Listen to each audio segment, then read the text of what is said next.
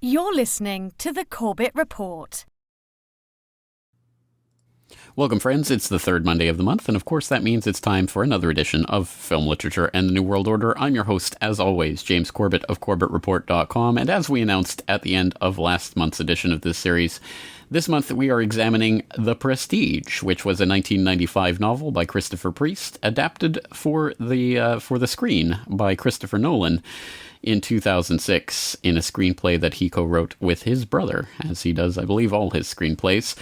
And to join us to dissect this particular piece of cinema and or literature, depending on which of the which of these two versions of the story we're going to be talking about today, we're joined by Jay Dyer of jaysanalysis.com. Jay, it's great to have you on the program. Thanks for joining us.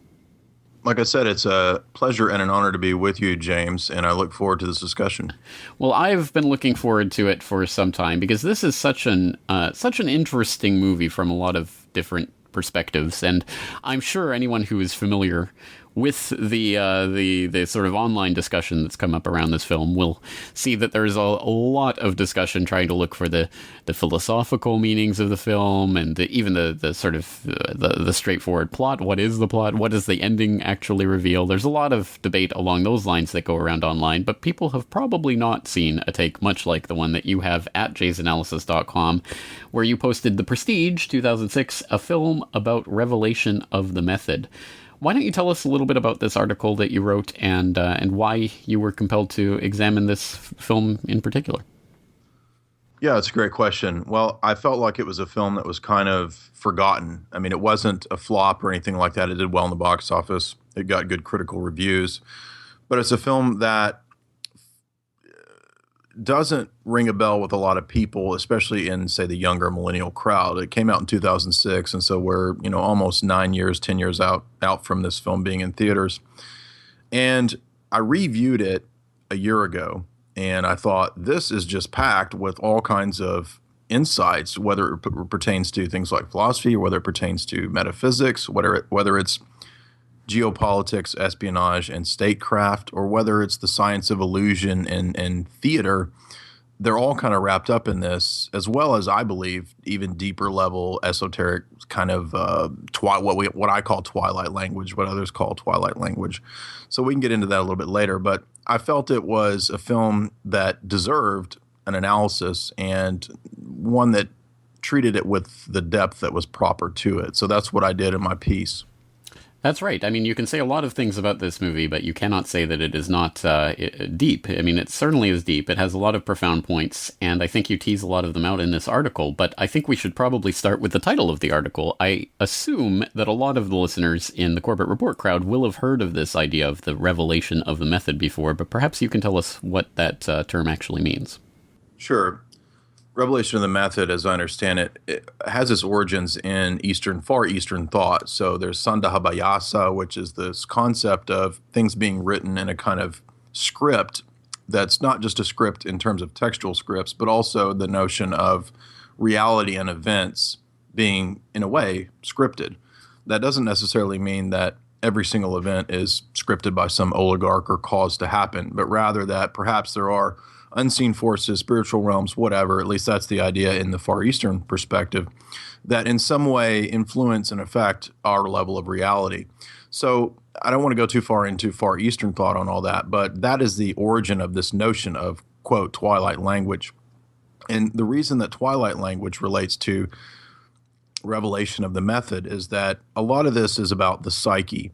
So I have a lot of pieces where I delve into psychology and the psyche. And when we think about what film does is that it presents to us a story, a narrative that enters our minds, and our psyche processes these stories, these narratives. And we're seeing it in a visual, iconographic form.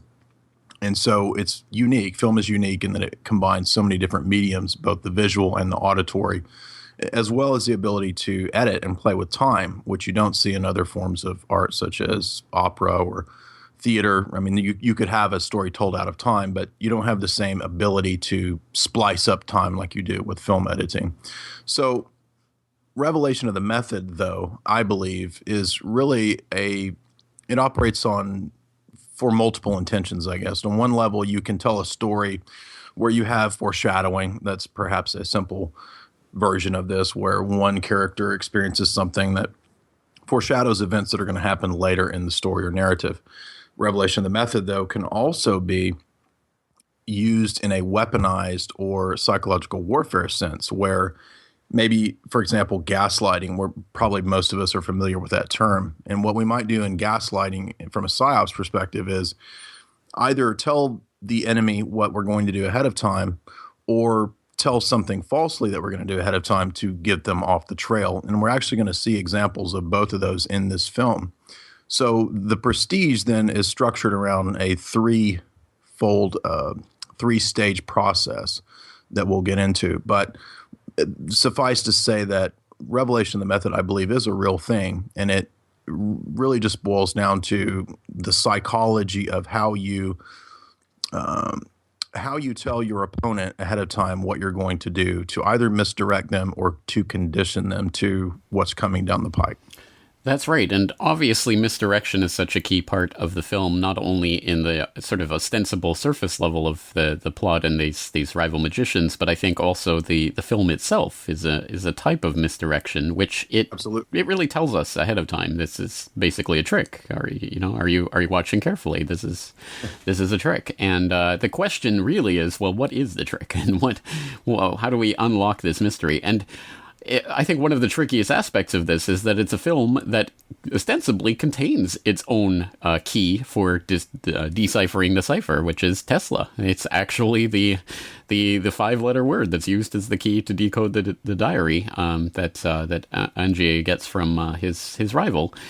But that's interesting because it seems to be that was a false trail given by Borden to try to throw him off the trail, and yet it ultimately ends up being a true trail, a trail that he uses to actually discover something new. It's a very, very labyrinthine process for arriving at the meaning. So let's talk a little bit about Tesla and what this has to do with the sort of heart of the movie.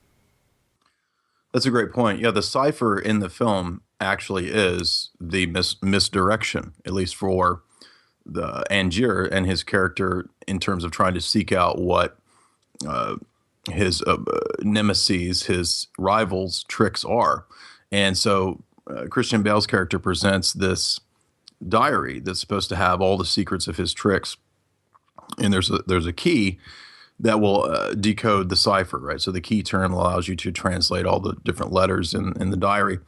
And of course, this ends up being all false. However, it's not all false, like you said, because Tesla is the background real wizard in the film, and he's spoken of in that way. So while Christian Bale and Hugh Jackman's characters are illusionists, Tesla plays the role of the real wizard insofar as he's sort of presented as this iconic figure he's on the cusp of, the revolution of the Industrial Revolution, technological revolution that's coming at this turn of the century period.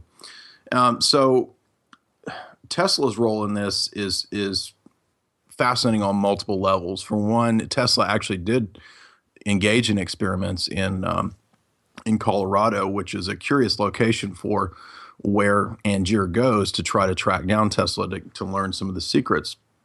And while he's there, he figures out that, actually Tesla's working on all this crazy stuff like the wireless transmission of energy, alternating current, all of which is very real.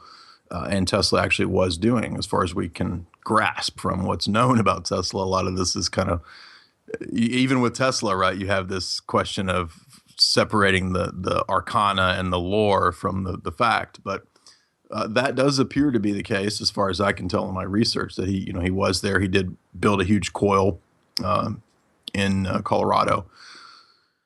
And so it's, in a way, I also saw a deeper connection to Atlas Shrugged, because Atlas Shrugged, there's mention of Colorado there in terms of John Galt's hidden Atlantis community. And the Atlantis community in Atlas Shrugged is actually roughly utilizing some sort of what they call a quantum propulsion engine, or it's roughly kind of like a Tesla type technology. The Atlantis community is also hidden away as a kind of breakaway civilization behind a large hologram. So all kinds of suppressed secret tech going on in that novel, which I don't think that The Prestige is directly referencing Atlas Shrugged. I just think there's kind of a brief sort of nod or hint in what I call, Twilight language in that regard. But Tesla, that's why I think he's the secret key to the film. So just as in the film, Christian Bale's character is misdirected with the cipher, and the cipher is TESLA. In the same way, as we watch the film, we could think of the film or the narrative like the diary. And the cipher for us as the viewer is Tesla. And so that's how I read the film as we said, operating on multiple levels. And then the question of Tesla is really the key to the deeper meaning of the film, that it's the true wizards of scientism and transhumanism. And that's the direction of where we're going, because again, the setting of the film, the time setting is very crucial at this cusp of the technological industrial revolution. So what does that tell us then about what this film is gesturing towards? If Tesla is the key, and Tesla is this figure who did seem to perform these feats of almost wizardry, making magic actually happen in real life, or at least as I think Asimov famously said, any sufficiently advanced technology will look like magic. Well, I think Tesla was the case in point of that. And what does it say then that, at least as the movie does demonstrate, of course, he was run out of business, as it were, by his rival Edison. But of course, the part of that they leave out is the fact that ultimately his patents were bought by J.P. Morgan, who was backing Edison at the time. So what is the film trying to tell us then about this dichotomy and the struggle that's taking place even within the forces of scientism? It's Arthur C. Clarke's third law that there you go. Any sufficiently advanced technology is indistinguishable from magic, and that's the reason that connects to the film is that there's a line that David Bowie gives as Tesla, where David Bowie is playing Tesla. If you haven't seen the film, he says all of these things come at a cost, and that I think is, in terms of the technological warning aspect of the film, that's the key. That's the message. The message is that when Hugh Jackman goes to see Tesla and they're sitting there having breakfast, and Tesla says, "I see that you're a man with an obsession, and obsessions are a dangerous thing. They come at a price." And so he says something to the effect of man exceeding his grasp. And of course, man can, in a sense, obtain a lot of the things that seem impossible, right? And so Tesla, we discover in the film narrative at least, is already working on cloning. And this is just sort of blows the mind of Angier, of Hugh Jackman's character. And we're supposed to kind of be blown away at that too, like what cloning, right? But here we are, we live in an era where we actually see, news stories about cloning, and how exactly advanced that is, I don't know from firsthand experience, but I do tend to think that it's probably actually really going on. In fact, I recently did an analysis of Aldous Huxley's Brave New World, and he wrote that in 1932, and it includes cloning. So already in 1932, even Huxley could foresee this, and how old cloning technology actually is, I don't know, but at least from what we do know, there were Life magazine or Time magazine articles in the 60s and 70s talking about it. Woody Allen had the film Sleeper, which includes the notions of cloning. So cloning, though, can also kind of be read in that transhumanist sense, where, we're going to extend ourselves, who we are as a self, on into the future, supposedly through, either technological means or through some form of biological mimicry and cloning. So I don't really want to get too far into transhumanism per se, because I don't think that's really what the film is about necessarily. What I think it's about is man's quest to exceed limitations, and that's the whole point, because there's an image that consistently appears throughout the film, and that's the box.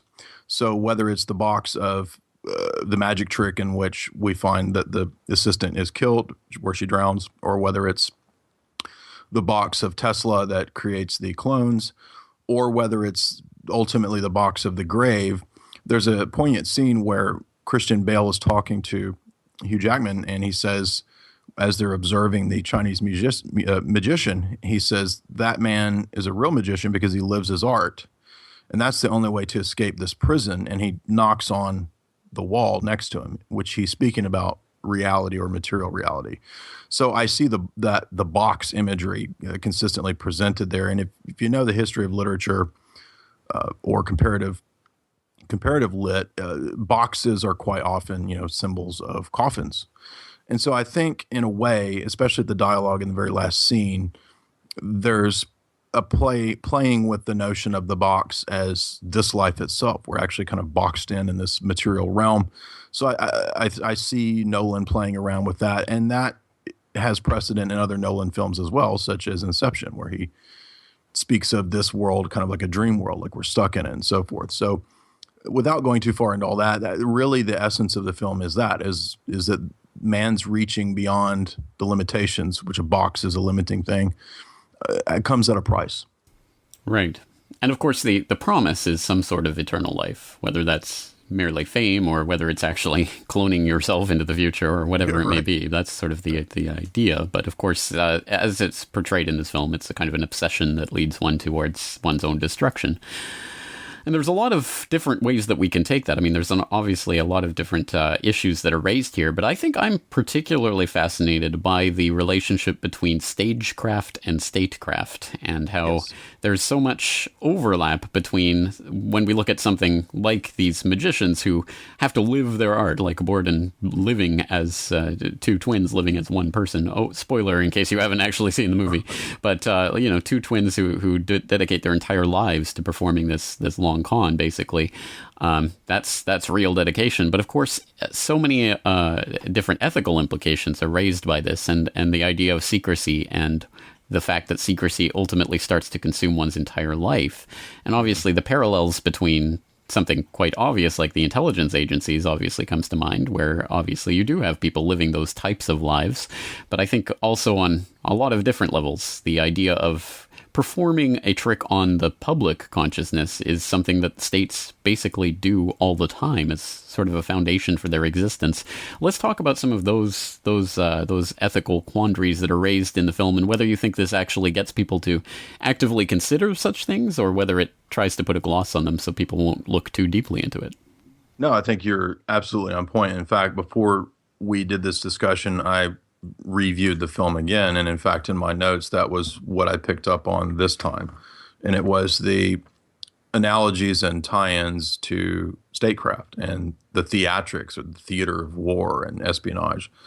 And so what came out there was the film is obviously all about misdirection, and we have that three-stage process of the pledge and the turn and the prestige. And so we can relate that to the theater of war or the theater of media or statecraft insofar as that really it's all about presentation and the projection of power, right? So obviously states do have powers. There's no question there. But part of that is also creating the image of power, perhaps even beyond what you actually possess, right? Because that's part of the trick, is to give the impression amongst the population that you have more than you do, and especially in regards to the enemy, whoever the enemy might be. You want the enemy to think that you have more at your means than you actually do, and that's what both of the magicians are engaged in. So we can actually see kind of a parallel for the game of nations or statecraft and espionage in the rivalry between these two.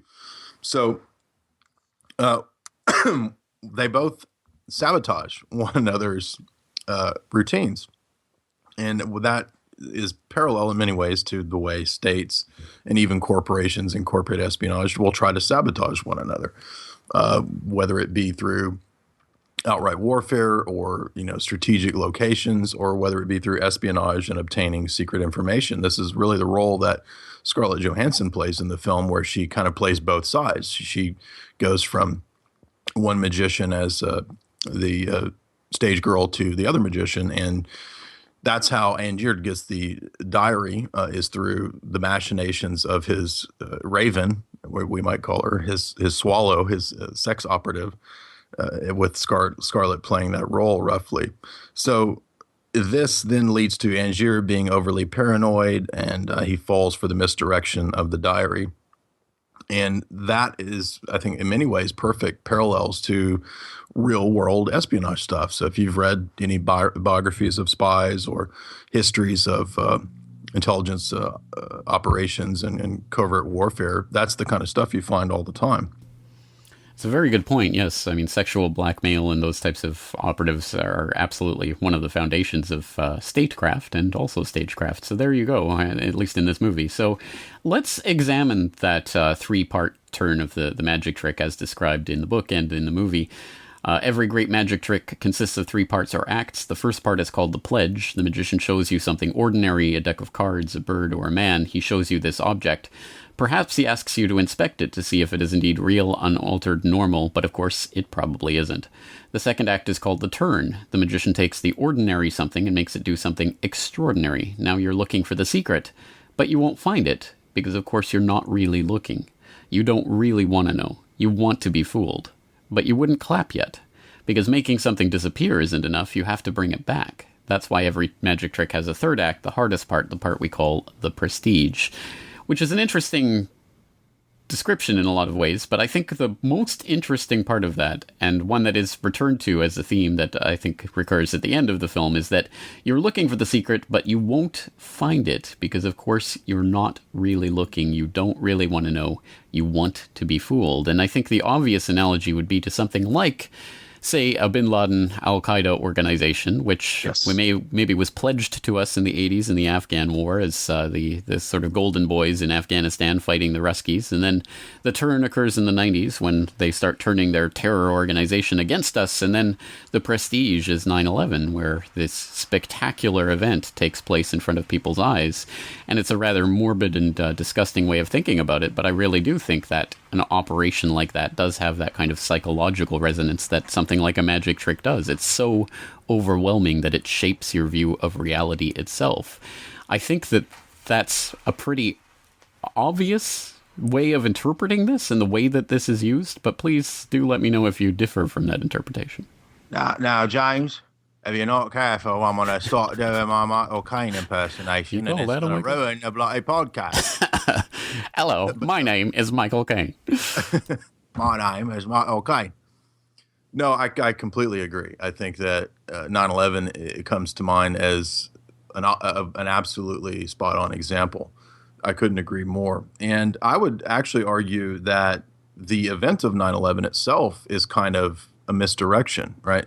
Because it was 9/11 that was at least intended to present to the mass mind of the world, and the West especially, the U.S., that this is the justification for all of these later foreign policy ventures that would, as well as the domestic spying and surveillance.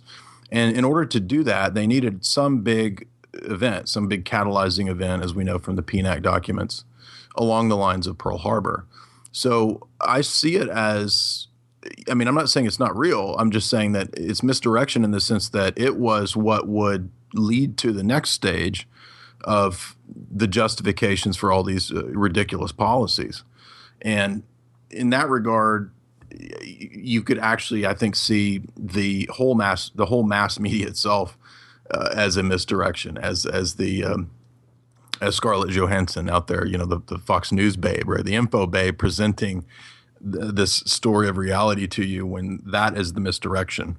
And then meanwhile, over here, you have all of these covert proxy wars, the Brzezinski model of how to organize strategy of tension in all these Middle Eastern countries, as well as foreign policy organized through NGOs and the Soros's Open Society Institute, NED.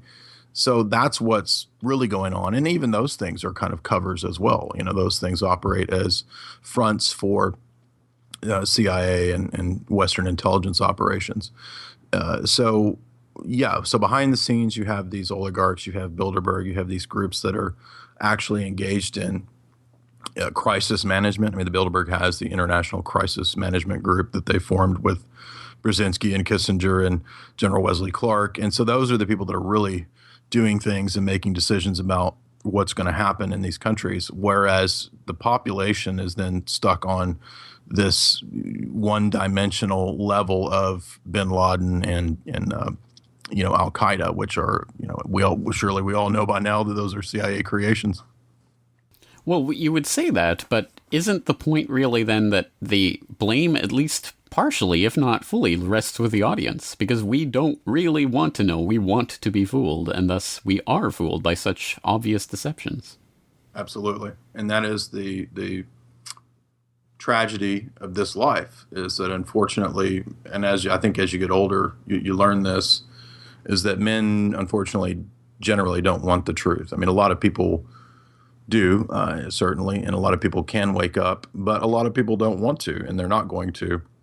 And that's because humans tend to prefer ease and simplicity. And when you present a challenge to that paradigm, which I've seen many times in my life, you anger people. And so they're just reactionary, it's emotional. And that's why all the propaganda is reactionary and emotional, sloganeering. It's very targeted at a very simplistic based level, is because that's the way that unfortunately humans tend to operate. And so I would completely agree with you that there's the point that Michael Caine actually says in the film. He says, they want to be fooled. They're not here to learn the truth. They're here to be fooled. And that's true about the audience. And that's what Nolan is actually saying. And this is how Hollywood is a good analogy for that, is that we actually kind of live in a big Hollywood. I mean, mass media, the public perception, it is a big Hollywood. I mean, we have Donald Trump, the actor on The Apprentice, running as the president. Ronald Reagan was an actor. And so there's this, complete blending of Hollywood and mass media and what's supposed to be this fourth estate of journalism. That's not at all what it is. It's actors. It does start to get into realms that are just, it really is like we're living in this completely manipulated reality. But I think that the bright side of this, if there is one, is that like a magic trick, once you know how the trick is done, once you are aware of that and conscious of it and aware that you were being tricked, it does take the power out of the trick. And you may still be analyzing the trick. Well, how did they perform the trick? But it's at a different level of analysis. And that potentially, I would say, provides some sort of analogy for the way out of the situation we find ourselves in, where a rule of the plebes has taken place for so many generations, centuries, millennia, who knows, by these types of deceptions, that all we have to do is become conscious of them and show the bird up the sleeve, and to a large extent we've taken away the power from them, which I guess raises the question: does a movie like this actually, can it be beneficial in the sense that the revelation of the method, well, once that method has been revealed, if people are starting to think about the ways that deception works in their lives and the ways that they've been willing dupes, does that mean that we are likely to see more people starting to question the political reality we're living in, or is that a bit of a stretch for a movie like this? Good question. I think that artists make things and they have their intentions, and I think that Hollywood and the studio system and their connections to the intelligence agencies and the Pentagon have their intentions, and those intentions can differ at times. I know a lot of people who work in the artistic realms of media, and most of them are well-intentioned. They want to see things change for the positive, and it really is, generally speaking, the people at the tip top who are, quite psychopathic and evil, and who want to see things change for the worse. So I guess it really depends on ultimately human nature. So I don't necessarily see a particular film being a catalyst just because so many people, unfortunately, will forget films. I hate to say it. There's people who love Hollywood and they love film. I do. But I talk to people, even young people, who've never seen, some of the most important films in the history of cinema. So I don't know if a single film or something like that would ever be a catalyst, but I think it's a good sign to start seeing artists making films that do question and challenge the system, and independent studios popping up, and independent film being successful outside of the older established studio system. And I think, unfortunately, the establishment actually knows that. So what they'll do is just, go and then co-opt and buy out the independent studios. But I mean, we can always hope for the best, and really it's up to all the individuals out there and what they choose to do. Right. Well, it's so much a question of what you bring into it, and the perspective you're coming from is what you'll take out of it. And I think that that movies like this, I appreciate any movie that actually tries to engage my intellect and make me think, and doesn't just spoon feed me all the answers. So I do appreciate a lot of the work of Christopher Nolan that at any rate does have these multiple layers, regardless of what the intentions might be. I think there's value to come from that type of that format. I know you've written quite a bit about Chris Nolan and various movies of his, Interstellar and Inception. What's your take on Nolan in general? I don't know. I read interviews with him. I've watched a lot of interviews, tried to get into his mind, and I think he's definitely a deep thinker. I appreciate that. I completely agree with your assessment that he does make movies that engage the intellect, which is rare in modern cinema. He does seem to have a sense of philosophy and education and depth, and really wanting to put out artwork that has meaning. And that's saying a lot in modern cookie cutter Hollywood. But I guess it's just an unknown. I really don't know what he's after, or what is he, this esotericist, or is he actually saying that he thinks that the metaphysics and the esoteric is illusory? That kind of seems to be what he hints at in The Prestige. But again, this is from a novel, so I haven't read the novel, so I don't know yet. But Inception asks a lot of interesting questions along those metaphysical lines in terms of, I don't know, Maya or Far Eastern thought and things like that. But and then we have the question of the Sandy Hook references to Batman Dark Knight Rises. But I do think that film actually had a good message overall. So people point to things in that film that might be construed as some sort of intentional. I do think that it was an intentional reference to Sandy Hook. I don't know who did that, what production person was involved in that. Who knows? I mean, there's, you read the credits, there's thousands of people involved in these films. So I just don't know. It's a great question. I have no idea. It always does kind of come back to that, because obviously we're kind of backing into this from the outside, so we are limited by our access to sort of the inside baseball. But certainly it does strike me as something like perhaps a situation like Kubrick, who clearly knew some things about how power really operates, but there's always the question, well, to what extent was he trying to let the public know about this, or to what extent was he trying to just indoctrinate the public into it, and things of that nature. I think the artist, I think it's a great point. I should have mentioned Kubrick. I think Nolan has the potential to, if he keeps making good movies, to be in that category of David Lynch, Stanley Kubrick, Martin Scorsese, directors who make philosophical films. I certainly think he has that potential. But I think artists are in a weird position where they kind of feel impelled to put work out and then let people chew on it and let people digest it as they see fit. So I feel the same way with Kubrick. I don't know whether he was trapped in trying to get a message out, or maybe he was a bit divided himself. Maybe he felt, we all humans, all of us have times where we give into our darker side, and then we fight that and give into our better angels. So, maybe they have been a bit divided at times. It's just part of the human experience. But I think that for artists, they feel impelled to put these stories out and then just see what happens.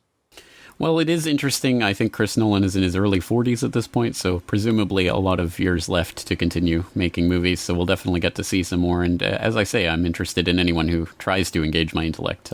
So we'll at least we can reserve judgment for now and continue to try to parse out what these people are telling us, I think we should also, of course, mention the book, as you say. I bought the book in preparation for this episode, but did not have time to read it before we talked today. But I understand that the book is substantially different than the final screenplay that ended up on the screen, and that was something that happened with Christopher Priest's blessing. In fact, I believe he particularly selected Chris Nolan as the director he wanted to direct this movie. So, and I think he said in the making of that's available online that I'll link to in the show notes, I think he said something along the lines of how impressed he was, how happy he was, the way that the Nolan brothers were able to turn the literary metaphors in the book into visual metaphors in an effective way. So I guess he was happy with the way it turned out, but there are substantial differences in the story, including one that I found interesting. I'll just mention this because it's just another kind of layer of the mystery, but there's an interpretation online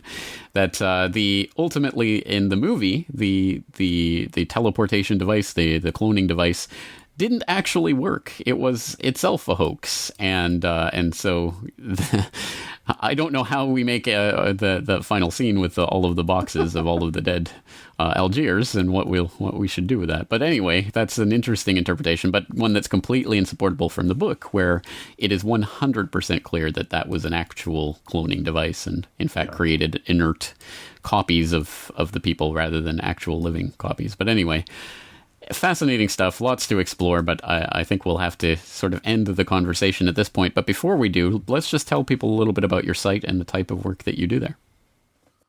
Yeah, well, Jay's analysis is just a reflection really of my own interests over the last 10 years or so. I guess when I was doing undergrad and grad work, I got really interested in the realms of geopolitics, philosophy, film criticism, literature, and espionage, and ultimately how all of those tend to coalesce in really fascinating ways. So what Jay's analysis is a conglomeration of all that. So it's, I guess, about the last 5 years of articles I've written on all those subjects. So I think there's about 700 posts there, and most of my traffic tends to be from the film analysis. So there's about 100 movie reviews that are all along these lines. I mean, it's not your typical Roger Ebert type movie review. You know, I go pretty deep into some questions and speculations, and I tend to say when I'm speculating, you know, I welcome it within reason, obviously. And so if you like those topics, check out Jay's analysis. Yes, well, any movie review that goes into Zbigniew Brzezinski and Nikola Tesla and all of these types of things is one worth reading. So I will, of course, include the link to the Prestige review on your website and to the website in general so people can explore your work. Jay, a very interesting conversation. Thank you so much for your time today. Yeah, I hope we can do it again. All right, friends, there we go. There's another edition of Film Literature and the New World Order. And as always, let's just wrap things up with feedback from last month's edition of this series, where we took a look at James Joyce's A Portrait of the Artist as a Young Man with our friend Thomas Sheridan. And, well, there was some feedback, some nice feedback from a few people. For example, there on the website, we had user Orenda Review say, very interesting episode, thank you. A sentiment that was echoed in an email I received from Genevieve, who just said, another great FLNWO. Thanks. Where else can I hear conversations like this? I appreciate all that you do, but sometimes FLNWO really knocks me out. And I'm glad to hear that, because I really think this is, well, I very much enjoy doing this series, and I think it's quite different than a lot of what you find in the alternative media. But hey, who am I to say? We also had a comment in from the Flying Dutchman on last month's episode, where he pointed out, he linked to some of the readings by Joyce of Joyce's work, which I said I was going to link in the show notes and then forgot to do. So thank you for pointing that out, Flying Dutchman. And then I included those links that I said I was going to. We also had an interesting email in from Vanya, who said, I would like to share something with you that keeps coming to mind, especially because I am doing my own lyrics for my songs, and I see it more like a poetry work than especially the music aspect of it. I see it more like a way to help the poem to be received. Sometimes I tend to think sarcasm is a very good way to approach certain subjects, especially related to icons, without being immediately dismissed or put into a very deep and hopeless box by the listener. This sarcasm tends to do what I refer as stress in the middle. This is a thing I like to do naturally. The irony is that usually sarcasm can be misunderstood, and after thinking about the subject in various, sometimes creativity killer ways, I decided I don't want to be too much worried about the kind of predictive programming thing I can be supporting, because I will end up with a limp censoring myself. The other thing is I don't want to treat people as dumb, because every time I do that and people do that to me, I or them end up behaving as dumb in a particular moment. So since art has a very unpredictable scope and effect, I decided I want to treat people as the self-checking human beings I think all of us can be, and expect the best. Maybe this sarcasm metaphor is not totally related to what you were discussing in the end of the podcast, but I think there is a parallel in there. Nevertheless, I tend to think of lots of things, especially Brave New World looks to me as predictive programming. Some interesting thoughts there, and yes, the question of sarcasm and irony and how that can be employed or misunderstood and whether it should be avoided, but then there's the question of, well, do artists want to censor themselves for the ways that things can be interpreted? It's a multifaceted thing, and I think perhaps approaching it from the perspective of the artist who is attempting to put something on the page or on the screen is a good way of coming about this question of predictive programming and what have you, because, again, it's not necessarily that every artist is being controlled by the New World Order and, the powers that shouldn't be. It's just that these are narratives that are part of a social cultural context that's all around us, and the question is how do you question that or escape it without in some way playing into it? Another interesting comment from BCR Smith on last month's podcast. Totally agree with Thomas Sheridan's sentiments regarding art is magic. These works can have a profound effect on the consciousness of individuals and are a very powerful force for change and subversion. I think it will be art that saves us in the end. An intriguing idea, and one that I'm not wholly opposed to, but and one that I think is very much in line with some of the issues that were raised in this month's episode, as we just heard with The Prestige. So if you have your own comments about The Prestige, the idea of art and magic and how these things interconnect, the relation to statecraft and spying and all of these things, any of the issues raised by The Prestige, please do log into CorbettReport.com and leave your comments for next month's so that we will go through next month. So as always, we'll leave you with your homework for next month. FLNWO number 31, coming out in October, will be on the subject of The Manchurian Candidate. So either you can read the 1959 novel by Richard Condon or the 1962 film adaptation directed by John Frankenheimer, or both if you have time. And let's meet up in 1 month's time. So until then, this is James Corbett of CorbettReport.com, thanking you for joining me. Looking forward to talking to you again real soon.